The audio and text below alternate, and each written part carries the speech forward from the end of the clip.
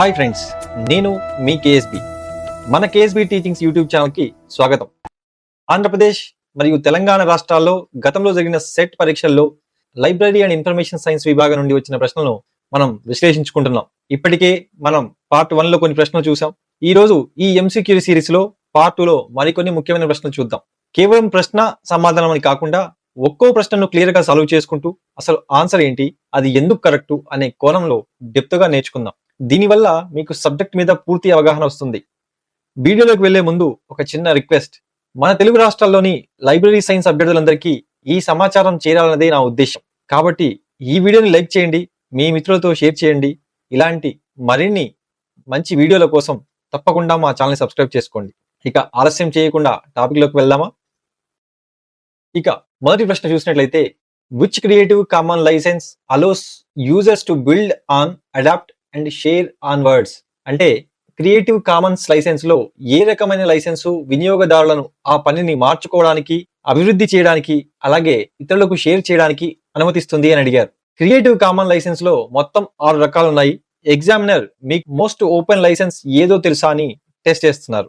So ఇక్కడ ఇచ్చిన options చూస్తే A CC BY, B CC by SA, C CC by ND, D CC BY NC. Options లో CC BY, దీన్ని attribution అంటారు. ఇది అత్యంత ఫ్రీడమ్ ఇచ్చే లైసెన్స్. రచయిత పేరు చెప్తే చాలు మీరు దాన్ని మార్చుకోవచ్చు, అమ్ముకోవచ్చు, షేర్ చేయొచ్చు. ఇక option B CC by SA అంటే షేర్ అలైక్. మీరు మార్చుకోవచ్చు, కానీ మీరు తయారు చేసిన కొత్త పనిని కూడా ఇదే లైసెన్స్ తో పంపిణీ చేయాలి. ఇది కొంచెం కండిషన్ పెడుతుంది. ఇక option C CC by ND. ND అంటే నో డెరివేటివ్స్. మీరు వాడవచ్చు కానీ మార్చకూడదు. నో చేంజెస్ అలౌడ్ అనే అర్థం. ఇక ఆప్షన్ డి చూసినట్లయితే సిసి బై ఎన్సి. ఎన్సి అంటే నాన్ కమర్షియల్. మీరు వాడుకోవచ్చు కానీ అమ్ముకోకూడదు. మీకు ఇప్పటికే అర్థమైపోయి ఉంటుంది సరైన సమాధానం ఏదో. సో సరైన సమాధానం option A CC by. CC BY అనేది ఒక ఓపెన్ గేట్ లాంటిది. నన్ను వాడండి, మార్చండి, కానీ నా పేరు చెబితే చాలు అంటుంది. ప్రశ్నలో బిల్డ్ ఆన్, అడాప్ట్ అని అడిగారు మరియు ఎలాంటి కండిషన్స్ మెన్షన్ చేయలేదు కాబట్టి అత్యంత ఓపెన్ అయిన సిసి బై అనేది correct answer. Option A is the right answer. ఇక నెక్స్ట్ ప్రశ్నలోకి వెళ్తే, a study on the university library services in East India is an example of అని అడిగారు. అంటే a study on the university library services in East India అనేది ఏ రకమైన research కి ఉదాహరణ అని ఎగ్జామినర్ అడుగుతున్నాడు. ఎగ్జామినర్ ఉద్దేశం ఏంటంటే టైటిల్ చూడగానే అది ఏ టైప్ రీసెర్చ్ అని గుర్తుపట్టే సామర్థ్యం మీకు ఉందా లేదా అని చూస్తున్నారు. ఇక్కడ స్టేటస్ ని లేదా ఎగ్జిస్టింగ్ సిచ్యువేషన్ ని స్టడీ చేస్తున్నారు. సో ఇచ్చిన options A pure research, B survey research, C diagnostic research, D action research. ఇప్పుడు ఏ ప్యూర్ రీసెర్చ్ అంటే ఏంటో చూద్దాం. ఇది కొత్త సిద్ధాంతాలను కనుగొనడం కోసం చేసేది. ఉదాహరణకి న్యూటన్ యాపిల్ పడటం చూసి గ్రావిటీని కనుగొనడం అనేది ప్యూర్ రీసెర్చ్ కిందికి వస్తుంది. లైబ్రరీ సర్వీసెస్ ని స్టడీ చేయడం థియరీ కాదు. ఇక ఆప్షన్ బి సర్వే రీసెర్చ్. ఉన్న పరిస్థితిని అంటే కరెంట్ స్టేటస్ ని తెలుసుకోవడానికి చేసేది. అంటే ఇప్పుడు ఎలా ఉంది అని సర్వే చేయడం. ఇక option C diagnostic research.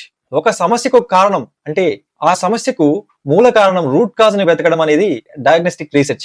Example కి లైబ్రరీకి స్టూడెంట్స్ ఎందుకు రావట్లేదు అని మనం డయాగ్నోస్టిక్ రీసెర్చ్ చేయొచ్చు. ఇక ఆప్షన్ డి యాక్షన్ రీసెర్చ్. పేరులోనే ఉన్నట్టు అప్పటికప్పుడు సమస్య పరిష్కారం కోసం చేసేదే action research, immediate problem solving. So మీకు ఆన్సర్ అర్థమైపోయి ఉంటుంది. దీనికి సరైన సమాధానం ఆప్షన్ బి సర్వే రీసెర్చ్. ఎందుకు అంటే ఇంతకుముందు చెప్పుకున్నట్టు ఉన్న పరిస్థితిని తెలుసుకోవడానికి చేసేదే ఈ సర్వే రీసెర్చ్. ఫర్ ఎగ్జాంపుల్ కి ప్రభుత్వం జనాభా లెక్కలు ఎందుకు చేస్తుంది? ఇప్పుడు జనాభా ఎంతో ఉందో తెలుసుకోవడానికి. దీన్నే సర్వే అంటారు. అలాగే ఈస్ట్ ఇండియాలో లైబ్రరీ సర్వీసెస్ ఎలా ఉన్నాయి అని తెలుసుకోవడం కూడా ఒక సర్వే. ఇది ఉన్నది ఉన్నట్టుగా వర్ణిస్తుంది. So right answer option B survey research. ఇక తర్వాతి ప్రశ్న, universal bibliographic control UBC program was sponsored by in 1974. 1974లో యూబీసీ ప్రోగ్రామ్ ని ఎవరు స్పాన్సర్ చేశారు లేదా ఎవరు ప్రారంభించారు అని అడుగుతున్నారు. ఇది direct memory based questions. Library science లో 2 పెద్ద ప్రోగ్రామ్స్ ఉన్నాయి. అవి యూబీసీ అలాగే యూఏపీ.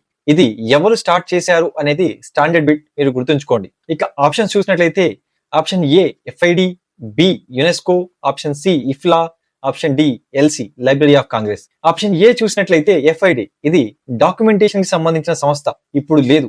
ఇక ఆప్షన్ బి యునెస్కో, ఇది ఎడ్యుకేషన్ అండ్ కల్చర్ కి సంబంధించింది, institute program వీరిది.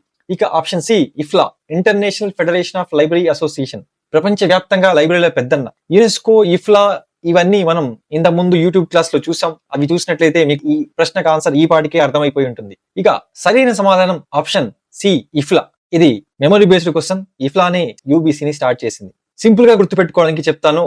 UBC and UAP are twins of IFLA. UBC 1974 లోను, 1980లో యూఏపీను యూనివర్సల్ అవైలబిలిటీ ఆఫ్ పబ్లికేషన్ ను ఇఫ్లా ప్రారంభించింది. ఇది మెమరీ బేస్డ్ క్వశ్చన్. ఇక తర్వాతి ప్రశ్న, which of the following variables is not relevant for a study on reading behaviour of house wives in Kerala? Reading behaviour of house wives in Kerala అనే study చేయడానికి కింద ఇచ్చిన వాటిలో ఏ వేరియబుల్ అవసరం లేదు, నాట్ రిలవెంట్ అని అడుగుతున్నారు. ఇక్కడ మీ లాజిక్ ని టెస్ట్ చేస్తున్నారు. చదువుకునే అలవాటుకి అలాగే కింద ఇచ్చిన ఆప్షన్లకి సంబంధం ఉందా లేదా అని ఆలోచించాలి. ఆప్షన్ చూసినట్లయితే option A level of education, option B number of children, option C colour of the skin, option D age of the respondent. So option A level of education ఖచ్చితంగా సంబంధం ఉంది. ఎక్కువ చదువుకున్న వాళ్ళు ఒకలా, తక్కువ చదువుకున్న వాళ్ళు ఒకలా చదువుతారు. ఇక option B number of children, ఇది కూడా ముఖ్యమే. పిల్లలు ఎక్కువ ఉంటే చదువుకోవడానికి టైం దొరకకపోవచ్చు. ఇక option C colour of the skin, చర్మం రంగుకి పుస్తకాలు చదివే అలవాటుకి ఏమైనా సంబంధం ఉందా? నల్లగా ఉన్నా తెల్లగా ఉన్నా చదువు ఒకేలా వస్తుంది కదా. సో ఇది ఇర్రెలెవెంట్, ఇది కామన్ సెన్స్ తో చేయవచ్చు. ఇక option D age of the respondent, వయసును బట్టి చదివే పుస్తకాలు కూడా మారతాయి. సో ఉన్న ఆప్షన్స్ లో సరైన ఆన్సర్ ఏది? Option C colour of the skin. ఇక్కడ నాట్ రిలవెంట్ అని అడిగారు కాబట్టి మీరు గుర్తుంచుకొని సి అనేది not relevant. So C is the right answer. ఇంకా చెప్పాలంటే రీసెర్చ్ లో వేరియబుల్స్ అనేవి ఫలితాన్ని ప్రభావితం చేయాలి. చర్మం రంగు అనేది బయాలజికల్ ఫీచర్, ఇది ఇంటెలెక్చువల్ హ్యాబిట్ ని డిసైడ్ చేయదు కాబట్టి ఈ స్టడీకి ఇది అనవసరం. So option C right answer. తర్వాతి క్వశ్చన్ కి వెళ్తే, PRECIS and POPSI are the example of indexing model అని అడిగారు. ప్రీసిస్ మరియు పాప్సీ అనేవి ఏ రకమైన ఇండెక్సింగ్ కి ఉదాహరణలు? ఇండెక్సింగ్ లో రెండు ప్రధాన రకాలు ఉన్నాయి. అది ప్రీ కోఆర్డినేట్, పోస్ట్ కోఆర్డినేట్. ఈ క్లాసిఫికేషన్ గురించి మీకు అవగాహన ఉందా లేదా అనేది ఎగ్జామినర్ పరిశీలిస్తున్నాడు. So option A post coordinate, option B pre coordinate, option C natural, option D free. Option A post coordinates. ఇక్కడ కీవర్డ్స్ ని విడివిడిగా ఇస్తారు, యూజర్ వెతికేటప్పుడు కలుపుతాడు. దీనికి ఎగ్జాంపుల్ యూనిట్ టర్మ్ ఇండెక్సింగ్. ఇక ఆప్షన్ బి ప్రీ కోఆర్డినేట్ అంటే ఇండెక్సర్ ముందే కీవర్డ్స్ ని ఒక ఆర్డర్ లో కలిపి పెడతాడు, అందుకే దీన్ని ప్రీ కోఆర్డినేట్ అంటారు. ఎగ్జాంపుల్ కి చైన్ ఇండెక్సింగ్, ప్రీసిస్, పాప్సీ. ఇక ఆప్షన్ సి న్యాచురల్ అనేది న్యాచురల్ లాంగ్వేజ్ ప్రాసెసింగ్ సంబంధించింది, దీనికి సంబంధించింది కాదు. ఇక ఫ్రీ అనేది ప్రీ ఇండెక్సింగ్ కింద మనం చూస్తే, ఇక ఇచ్చిన ఆప్షన్స్ లో సరైన ఆన్సర్ ఏంటి అంటే ఆప్షన్ బి ప్రీ కోఆర్డినేట్. దీన్ని సింపుల్ గా గుర్తుంచుకోవాలంటే పీ రూల్ ని గుర్తుపెట్టుకోండి. ప్రీ కోఆర్డినేట్ అంటే ప్రీసిస్, పాప్సీ అనేది మీరు బండ గుర్తుగా పెట్టుకోవచ్చు. అలాగే దీంట్లోకి చైన్ ఇండెక్సింగ్ కూడా వస్తుంది. ఇక తర్వాతి ప్రశ్నకు వెళ్దాం. Who are not the knowledge generators among the following in information transfer cycle? ఇక్కడ సమాచార బదిలీ చక్రంలో కింద ఇచ్చిన వారిలో ఎవరు జ్ఞానాన్ని సృష్టించేవారు కాదు అని అడుగుతున్నారు. ఇక్కడ కీవర్డ్ నాట్. చాలా మంది విద్యార్థులు హడావుడిలో జనరేటర్ అని చదివి ఆన్సర్ పెట్టేస్తారు కాబట్టి ఆన్సర్ తప్పయ్యే అవకాశం ఎక్కువ. ఎగ్జామినర్ మీ అటెన్షన్ టు డీటెయిల్ ని టెస్ట్ చేస్తున్నారు. ఇక్కడ ప్రశ్నను బాగా చదవాలి. సో ఇక ఆప్షన్ చూసినట్లయితే option A authors, option B researchers, option C artist, option D printers. ఇక ఆప్షన్ ఏ ఆథర్స్ రచయితలు, వీరు కొత్త ఆలోచనలు రాస్తారు, సో వీరు జనరేటర్లే. ఇక ఆప్షన్ బి రీసెర్చర్లు పరిశోధకులు, వీళ్ళు కొత్త విషయాల్ని కనుగొంటారు కాబట్టి వీళ్ళు కూడా ఇన్ఫర్మేషన్ జనరేటర్సే. ఇక ఆప్షన్ సి ఆర్టిస్టులు అంటే కళాకారులు, పెయింటింగ్ కావచ్చు, మ్యూజిక్ కావచ్చు, వీరు కొత్త కంటెంట్ ని సృష్టిస్తారు కాబట్టి వీళ్ళు కూడా ఇన్ఫర్మేషన్ జనరేటర్సే.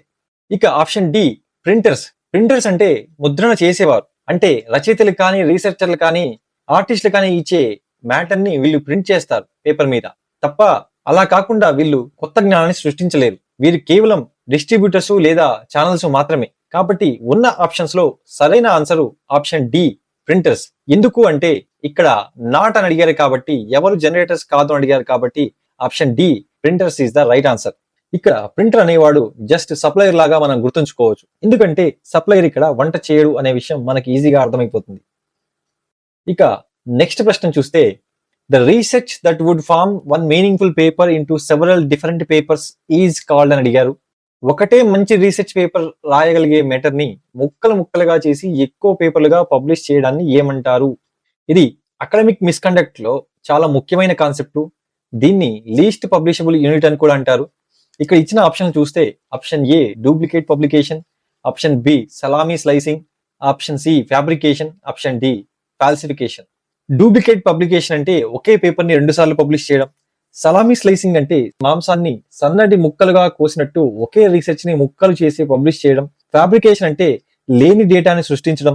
ఫాల్సిఫికేషన్ అంటే ఉన్న డేటాని మార్చేయడం. సో ఇచ్చిన ఆప్షన్ లో మనకి సరైన ఆన్సర్ తెలిసిపోయింది. అదే ఆప్షన్ బి సలామీ స్లైసింగ్. బేకర్లో బ్రెడ్స్ ని స్లైస్ చేసినట్టు రీసెర్చ్ ని కూడా స్లైస్ చేస్తారు. ఎందుకంటే నాకు 10 పేపర్లు ఉన్నాయని చెప్పుకోవడానికి.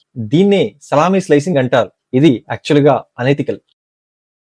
ఇక నెక్స్ట్ ప్రశ్న, national library for the blind is a kind of అంటే అంధుల జాతీయ గ్రంథాలయం అనేది ఏ రకమైన లైబ్రరీకి సంబంధించింది? చాలా మంది నేషనల్ అనే పదం చూడగానే నేషనల్ లైబ్రరీ అనుకుంటారు, లేదా అందరూ వెళ్ళొచ్చు కదా అని పబ్లిక్ లైబ్రరీ అనుకుంటారు. ఇదే ఎగ్జామినర్ ఉద్దేశం, మిమ్మల్ని కన్ఫ్యూజ్ చేయడమే. కానీ ఇక్కడ టార్గెట్ గ్రూప్ బ్లైండ్ అంటే స్పెసిఫిక్ యూజర్స్. ఇక ఆప్షన్ చూస్తే option A public library, option B academic library, option C special library, option D corporate library. మనకు తెలుసు పబ్లిక్ లైబ్రరీ అంటే అందరి కోసం, అకాడమిక్ లైబ్రరీ అనేది స్కూల్స్ కాలేజీల కోసం, స్పెషల్ లైబ్రరీ అనేది మాత్రం ఒక ప్రత్యేక వర్గం కోసం లేదా ఒక ప్రత్యేక సబ్జెక్టు కోసం, ఇక కార్పొరేట్ లైబ్రరీ అనేది కంపెనీల కోసం. ఉన్న ఆప్షన్స్ బట్టి మనకి సరైన ఆన్సర్ ఏంటి అంటే special library. Option C is the right answer. గుర్తుంచుకోండి, ఎప్పుడైతే ఒక లైబ్రరీ ఒక ప్రత్యేకమైన సబ్జెక్టు లేదా ఒక ప్రత్యేకమైన యూజర్ గ్రూప్ కోసం మాత్రమే పనిచేస్తుందో దాన్ని స్పెషల్ లైబ్రరీ అంటారు. నెక్స్ట్ క్వశ్చన్కి వెళ్తే, which among the following library associations argued for libraries to be included in the economic stimulus package due to COVID-19 pandemic అని అడిగారు. COVID-19 సమయంలో ఆర్థిక ప్యాకేజీలో లైబ్రరీలను కూడా చేర్చాలని ఏ సంఘం గట్టిగా వాదించింది?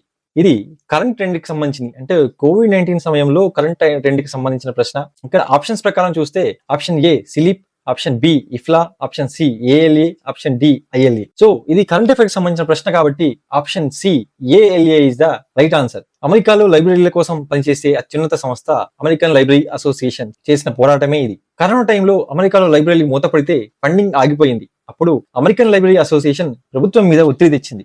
లైబ్రరీలు ఎసెన్షియల్ సర్వీసెస్, మాకు కూడా డబ్బులు ఇవ్వాలి అని. ఇది చాలా పెద్ద న్యూస్ అయింది. అందుకే అమెరికన్ లైబ్రరీ అసోసియేషన్ అనేది ఇక్కడ రైట్ ఆన్సర్. ఇక తర్వాతి ప్రశ్న, an electronic mailing list is developed by NCSI Indian institute of science Bengaluru is అని అడిగారు. బెంగళూరులోని ఇండియన్ ఇన్స్టిట్యూట్ ఆఫ్ సైన్స్ లో ఉన్న NCSI వాళ్ళు తయారు చేసిన ఈమెయిల్ లిస్ట్ పేరేమిటి అని అడిగారు. ఇండియాలో లైబ్రరీ సైన్స్ ప్రొఫెషనల్ వాడే అతి ముఖ్యమైన ఫోరం గురించి మీకు తెలుసా అని అడుగుతున్నారు. అంటే ఇది తెలియకపోతే లైబ్రరీ సైన్స్ లో మీరు అప్డేట్ లో లేనట్టే అనేది ఎగ్జామినర్ ఉద్దేశం. ఇక ఆప్షన్ చూస్తే option A LIS forum, option B SALIS info, option C India LIC at iflalists.org, option D none of the above. So ఇక్కడున్న ఆప్షన్స్ ని విశ్లేషిస్తే LIS forum option A is the right answer. LIS forum అనేది ఇండియాలో library science వారి అడ్డా లాంటిది. Job notifications, doubts, conference వివరాలన్నీ ఇక్కడే దొరుకుతాయి. దీన్ని మెయింటైన్ చేసేది NCSI national centre for science information, Indian institute of science బెంగళూరుకి సంబంధించింది. ప్రతి లైబ్రరీకి ఇది తెలిసి ఉండాలి. ఇక మిగతా ఆప్షన్ చూస్తే సాలిస్ ఇన్ఫో అనేది సాలిస్ అసోసియేషన్ వారిది, ఇక ఇండియా LIS అనేది ఇఫ్లా వారిది. So right answer option A LIS forum. So చూసారుగా ఫ్రెండ్స్, ఈ రోజు ఈ 10 MCQs ని చాలా డీటెయిల్ గా స్టడీ చేసుకున్నాం. ఆప్షన్స్ నుండి రైట్ ఆన్సర్ వరకు అన్ని క్లియర్ గా తెలుసుకున్నాం. ఈ వీడియో మీకు 1% నాలెడ్జ్ ఇచ్చిన మా KSP టీచింగ్ ఛానల్ ని సబ్స్క్రైబ్ చేయండి, మీ ఫ్రెండ్స్ కి షేర్ చేయండి. మన తెలుగు రాష్ట్రాల్లోని లైబ్రరీ సైన్స్ అభ్యర్థులందరికీ ఈ సమాచారం చేరాలన్నదే నా ఉద్దేశం. కాబట్టి ఈ వీడియోని లైక్ చేయండి, మీ మిత్రులతో షేర్ చేయండి. మరిన్ని ఇలాంటి లైబ్రరీ సైన్స్ వీడియోల కోసం తప్పకుండా మా ఛానల్ని సబ్స్క్రైబ్ చేసుకోండి. నెక్స్ట్ వీడియోలో మరికొన్ని MCQs నేర్చుకుందాం. అప్పటి వరకు సెలవు. సైనింగ్ ఆఫ్ మీ KSB.